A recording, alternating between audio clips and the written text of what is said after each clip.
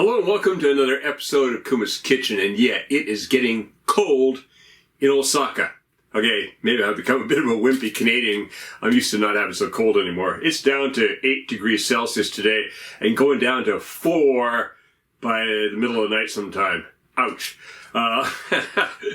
So, as somebody else pointed out to me just recently, it is time for winter soup. Something hearty to fill the belly and warm you up. And this will do it. So, I call this one, well, because of what went in here, I love naming things with alliterations, so I get this. This one is chicken cheddar chowder. Yeah, try saying that a bunch of times. It is. It's got chicken in there. It's got bacon. It's got cheddar cheese. I mean, it's got all the great food groups in there.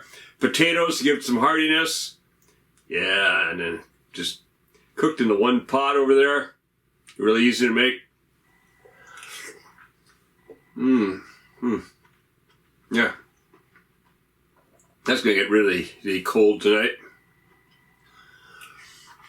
You know, I don't know if you know what it's like in Japan, but we don't have much heating in our houses, so you got to be eating hot stuff because the air around you is always cold. You might have one heater that you take around with you from room to room, and that's about it. We do not have central heating. Something that I do miss from Canada, but you know, actually in a way I've gotten used to it, so hey. Anyways, back to the chowder. Let's get in the kitchen and make this right now.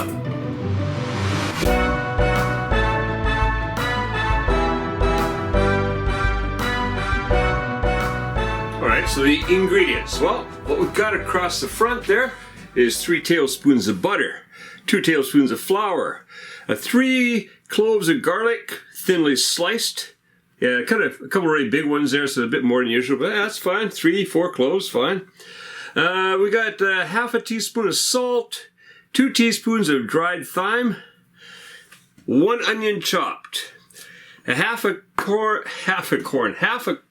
can of corn kernels, rinsed and drained. Over here, I've got 4 ounces or 110 grams of cheddar cheese, grated. Bacon block. That is 8 ounces or 230 grams of bacon block, and I've cut it up into a little over quarter inch,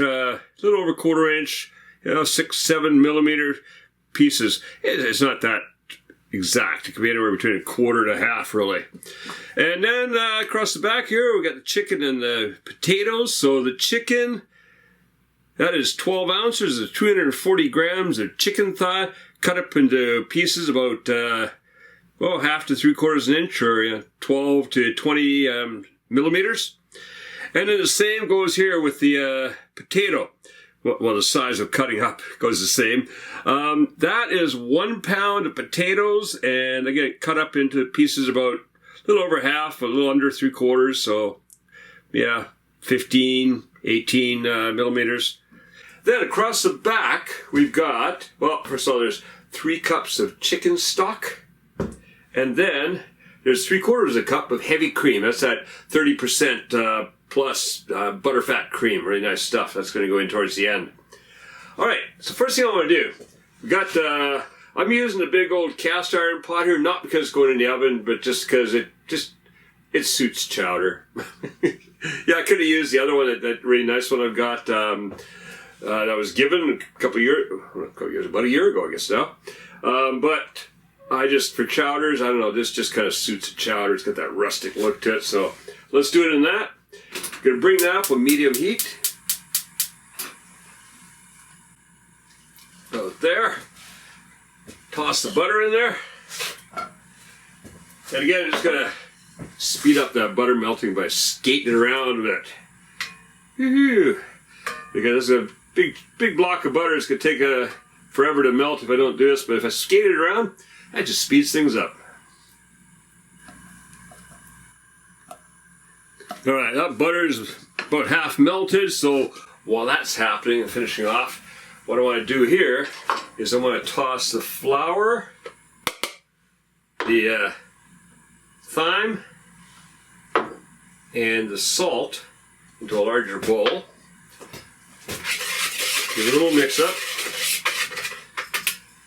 Toss in the chicken.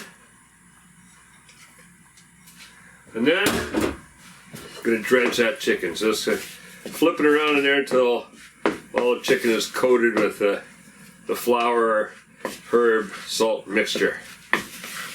Alright, that looks good. Finish off that butter. There we go. Alright, we're going to throw the onion and the chicken in here. In you go. And then I'm going to cook that, stirring it around, so occasionally give it a stir for about 8 to 10 minutes.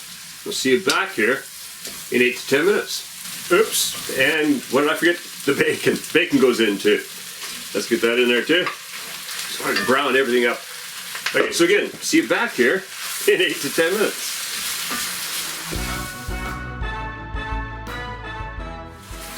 Alright, that's looking good. Look at that. Soften up those onions a bit. Everything started cooking.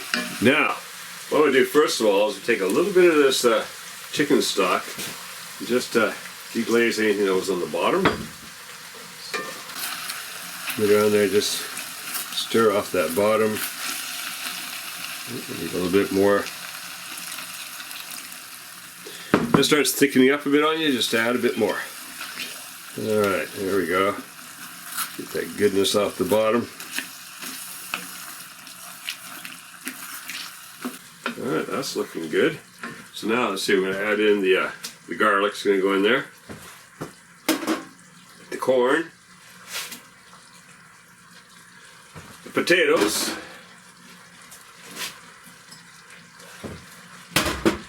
And let's mix that around a little bit. Yeah.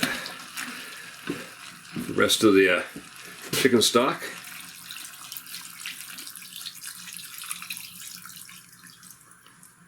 Alright, now what I do now is bring this up to a simmer.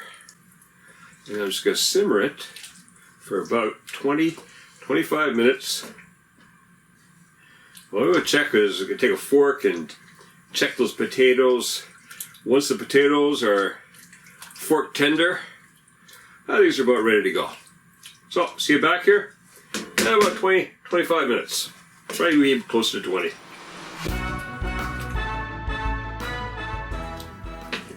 Alright, well, that's been cooking away for 20 minutes. Looking really good. So what I'm going to do now is just going to grab a spoon and a fork, grab myself one of those potatoes. Just put a fork into it. Oh, come here. Well, that's looking good. Looks cooked. That's one way to check that. Perfect. That tastes good too. Alright, so now I want to add the cream. Pour that in there.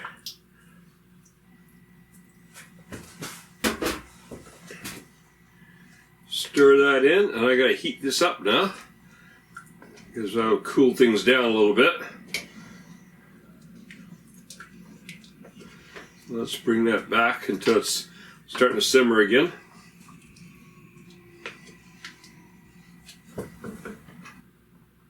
Now, that was a nice thing with the cast iron. We don't use too much heat, really. That's holding a lot of heat. That came right back up to boil pretty quick, or up to simmer. So now, we'll stir in that cheese. In goes the cheddar.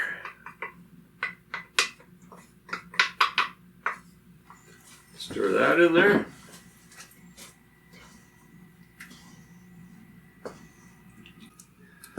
Just kind of melt that in, mix it in a bit. And that is looking good. That is a nice chicken cheddar chowder. Hey, right, if you like this recipe, and man, who wouldn't on a cold winter's eve? This is going to warm up the cockles of your heart. Yeah, make sure you check out the other original Kevin Riley recipes here on Kuma's Kitchen. And yeah, make sure that you let me know what you think.